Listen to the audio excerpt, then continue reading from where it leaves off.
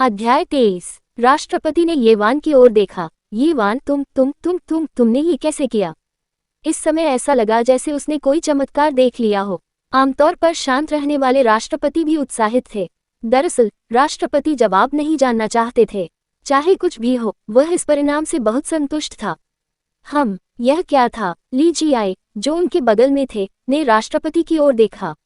उसे नहीं पता था कि जब उसने राष्ट्रपति को दुख से खुशी की ओर जाते देखा तो क्या हुआ था। फिर वह आया और अनुबंध पर लिखी रकम को देखा। वह स्तब्ध रह गया। उन्होंने 0 युआन पर किराया नवीनीकृत किया था। क्या बकवास है! ये परिणाम निश्चित रूप से उनकी उम्मीदों से परे था। इसने उसे बस अचंभित कर दिया। क्या येवान ऐसा कर सकता है? ये देखकर कि राष्ट्रपति कितने खुश थे, ली जियाए को पता था कि राष्ट्रपति ने शुरुआत में येवान को एक भारी जिम्मेदारी सौंपी थी और उनके साथ केवल शालीनता से व्यवहार किया। एक बार ऐसा हो गया तो पूरी कंपनी में उनकी हिस्सेदारी और भी कम हो जाएगी। फिर उसे याद आया कि उसके गृहनगर के उसके दोस्त ने कल रात उसे क्या बताया था। उन्होंने कहा कि वे आज पर्यवेक्षक से बात करेंगे। उस पल ली जी ने भौहें चढ़ा दी। फिर वह जोर से हंसे और बोले, राष्ट्रपति, देखिए, मैंने अभी क्या कहा। आपको चिंतित नहीं होना चाहिए। यह मामला अवश्य ही आसानी से सुलझ जाएगा।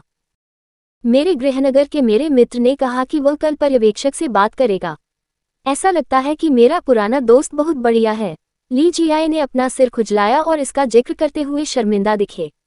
उन्होंने कहा, कल उन्होंने सिर्फ इतना कहा था कि वह इससे निपटने की पूरी कोशिश करेंगे। मैंने कभी नहीं सोचा था कि वह मुझे इतना बड़ा सरप्राइज देंगे। वह वास्तव में किराए और अनुबंध नवीनीकरण के बारे में बात कर सकते हैं। मुझे डर है कि इस बार मुझ पर उसका बहुत बड़ा उपकार होगा। राष्ट्रपति और येवान स्तब्ध रह गए। येवान ने भौहें चढ़ाकर कहा, उपराष्ट्रपति ली, आपका क्या मतलब है?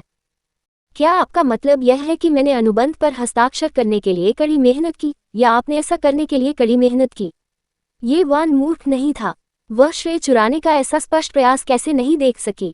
हालांकि जब वह यहाँ थी तब इतने खुलेआम इसे छीनना क्या थोड़ी बेशर्मी नहीं थी?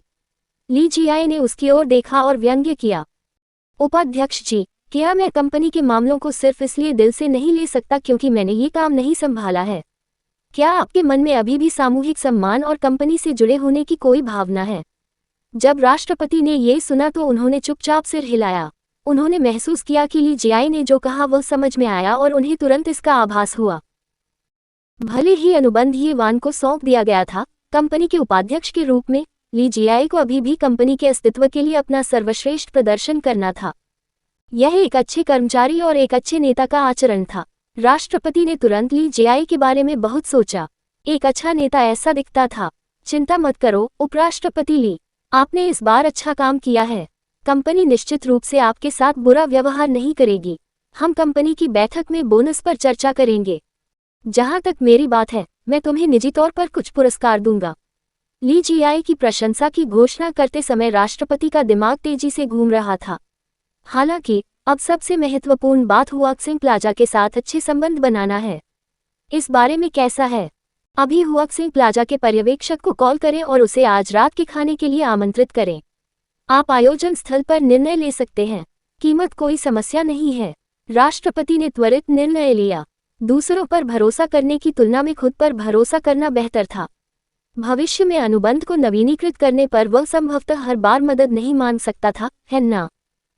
वह इस अवसर का उपयोग भोजन करने और कुछ संबंधों में शामिल होने के लिए भी कर सकता है।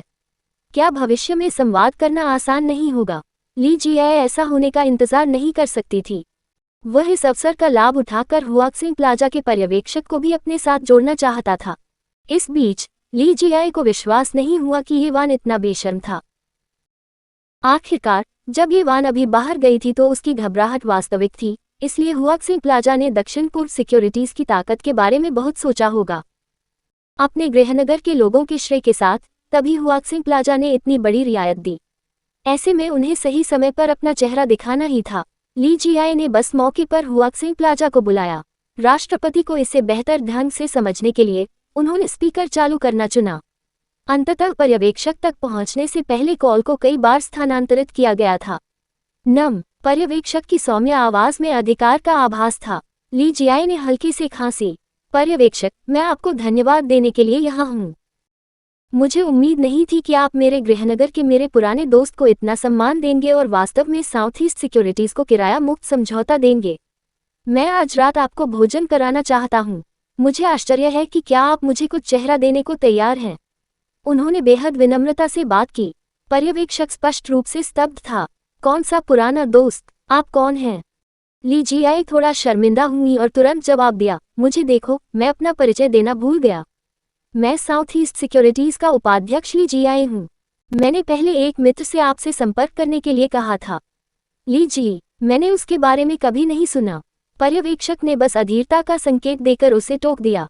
ये किस तरह का टॉम, डिक और हैरी था? उसके सचिव ने अनायास ही कॉल क्यों उठा ली? क्या ऐसा हो सकता है कि आपने मेरी वजह से हमें किराया मुक्त समझौता नहीं दिया? मेरे पुराने दोस्त ने कहा था कि वह तुम्हें मेरे नाम से बताएगा। फोन पर पर्यवेक्षक की बातें सुनकर ली जियाई का चेहरा लाल हो गया। वह पहले ही अपना बखान कर चुका था। यदि वह अब वापस नहीं लौटा तो वह निश्चित रूप से राष्ट्रपति के साथ अंक खो देगा।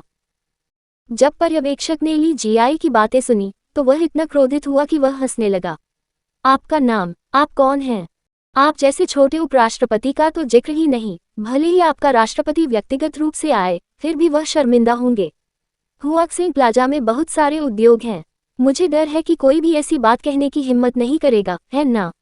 इसके अलावा मुझे बताने का क्या फायदा? मैं सिर्फ हमारे बॉस के लिए काम कर रहा हूँ। क्या मुझ में अब भी इतनी शक्ति रखने का साहस है? मुझे डर है कि अगर मेरे पास इतनी शक्ति है तो मैं हुआक्सिंग प्लाजा से बाहर निकाले जाने से बहुत दूर नहीं रहूंगा। हुआक्सिंग प्लाजा के पर्यवेक्षक के रूप में उसे केवल अपने बॉस के चेहरे का ध्यान रखना था। वह वही करेगा जो उसका बॉस कहेगा। जहां तक बाकियों की बात है तो वे बिल्कुल भी योग्य नहीं थे। तो क्या हुआ अगर यह साउथ ईस्ट सिक्योरिटीज था? अगर राष्ट्रपति आ भी जाएं तो भी उन्हें कोई परवाह नहीं होगी। एक उपराष्ट्रपति ने बेशर्मी से ये दावा करने का साहस किया कि उन्हें कोई ऐसा व्यक्ति मिल गया है जो तार तार कर सकता है। वह सचमुच उनका मुंह फेर रहा था। पर्यवेक्षक उपहास के अलावा कुछ नहीं कर सका।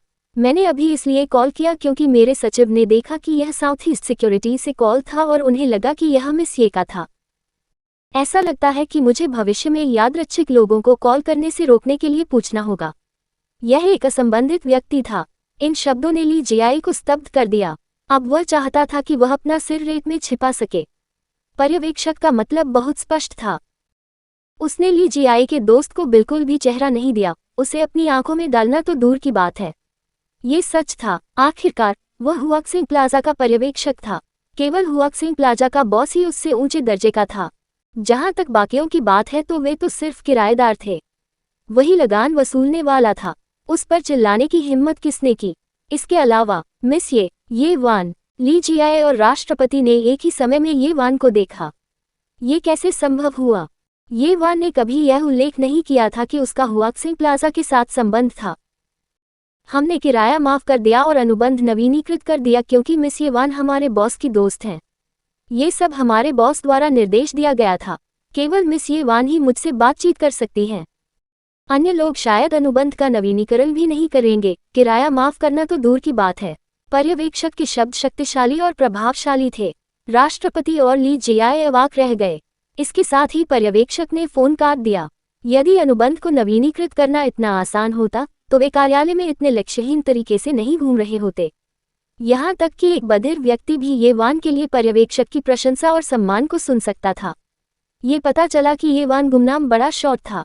ये वान के कारण ही पर्यवेक्षक ने इतना अच्छा प्रस्ताव दिया। राष्ट्रपति खुद को थप्पड़ मारना चाहते थे। उसे ली जियाई ने धोखा दिया था। ये कमीना, क्या ये घोटाला नहीं था?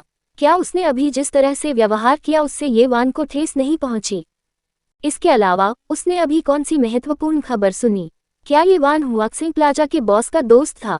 ये वान, तुम पहले से ही हुआक्सिंग प्लाजा के बॉस के दोस्त हो। आपने मुझे पहले नहीं बताया, जिससे मैं असमंजस में पड़ गया। तुमने जो किया वो गलत था। मुझे आपकी आलोचना करनी है। हालांकि राष्ट्रपति ये वान की आलोचना कर रहे थे, लेकिन उनका चेहरा खुशी से भरा था और यहाँ तक कि चापलूसी की झलक भी थी। आखिरकार अकेले हुआक्सिंग प्लाजा की कीमत ही दसियों अरबों थी। जिन लोगों के पास ये स्थान था वे शीर्षस्थ अधिकारी थे। ये वान भ्रमित था। वह वास्तव में हुआक्सिंग प्लाजा के बॉस को नहीं जानती थी। मुझ पर भरोसा करें। ये वान, कंपनी ने आपको नए फंड के प्रबंधन में कुछ स्थान देने का फैसला किया है। आप कंपनी के स्तंभ हैं। और ठीक है, ये वान, क्या तुम दोपहर को खाली हो?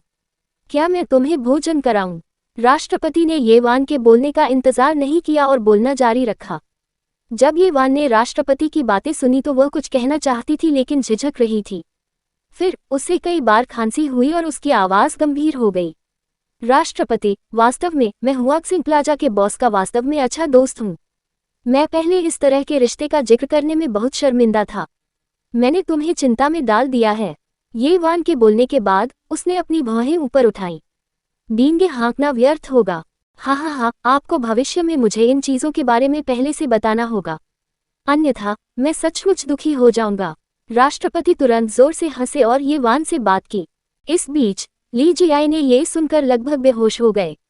अरे, ये वान हुआक्सिंग प्लाजा के बॉस को जानता था। उसने ऐसा पहले क्यों नहीं कहा? क्या वह उसे स्थापित कर रही थी?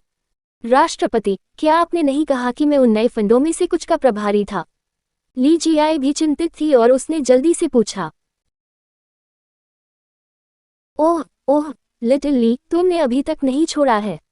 मुझे आपकी उपेक्षा के लिए खेद है। राष्ट्रपति ने उनका कंधा थपथपाया।